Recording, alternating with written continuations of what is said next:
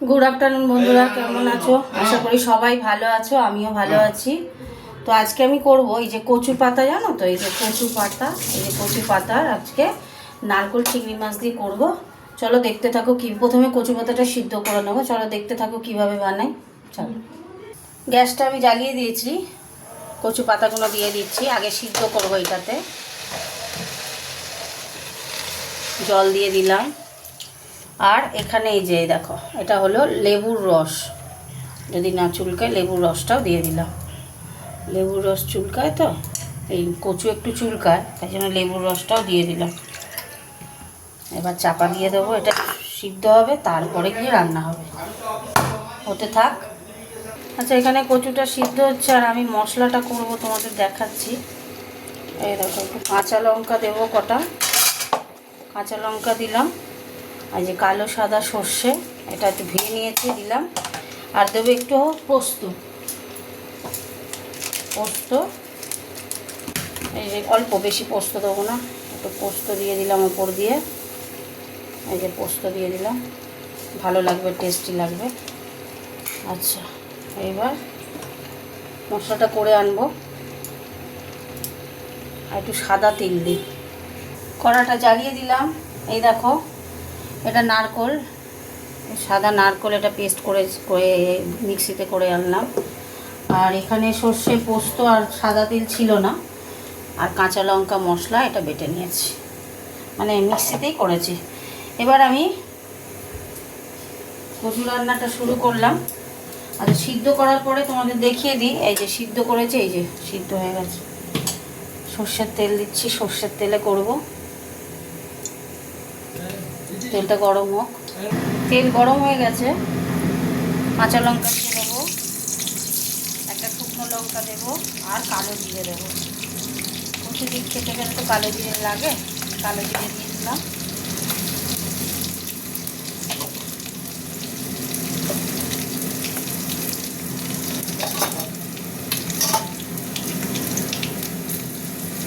এবার দিয়ে দেবো চিংড়ি মাছটা, চিংড়ি মাছ দিয়ে দিলাম। এটা একটু ভাজা ভাজা হোক চিংড়ি মাছটা। এবার আমি কচুটা দিয়ে দিচ্ছি।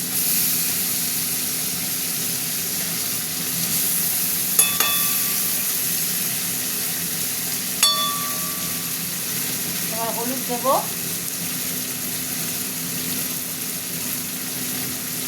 হলুদ দিয়ে দিলাম।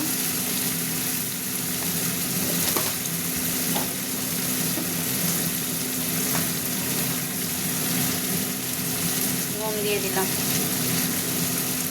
নুন দিয়ে দিলাম।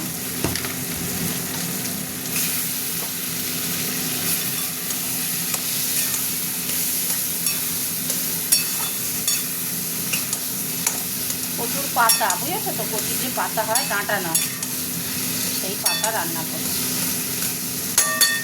আচ্ছা থাক। একটু চিনি দিয়ে দিলাম, একটু মিষ্টি মিষ্টি না হলে তো ভালো লাগবে না। আর একটু দিয়ে দেবো এই সর্ষে বাটা, বেশি দেবো না, বেশি বেটে ফেলেছি, এতটা দিলাম।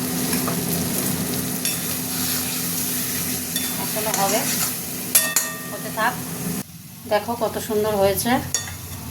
এবার আমি দিয়ে দেবো নারকোল কুড়াটা, এই যে নারকোল দিয়ে দিলাম, দেখতেই পাচ্ছ,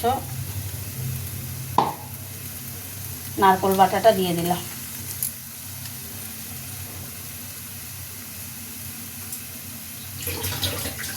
প্রথমে শিলে বাটবো ভেবেছিলাম, আবার যা গরম লাগছে না, শিলে আর বাটলাম না গো। এখন আর মানুষ এতটা খাটতে অভ্যস্ত না, তাই শিলে বাটলাম। এই যে দিয়ে দিলাম। এবার এটা নাড়বো, তলায় লেগে যাচ্ছে, হয়ে এসছে। এবার নারকোল দিলাম, একটু পরেই নামিয়ে দেবো। এরকম কচু শাক রান্না করবে বাড়িতে, আমি যেরকমভাবে করলাম। প্রথমে লেবু দিয়ে আমি আগে ফুটিয়ে সিদ্ধ করে নিলাম পাতাগুলোকে। হতে থাক। চলো বন্ধুরা, হয়ে গেছে, এবার বন্ধ করে দেবো।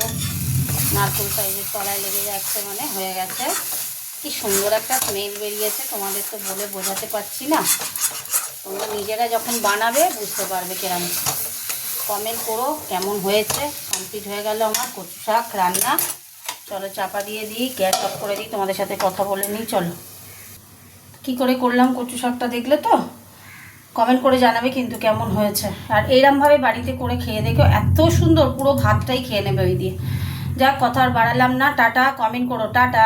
একটু বড় হয়ে গেল ভিডিওটা, একটু কষ্ট করে দেখে নিও, কমেন্ট করো, টাটা।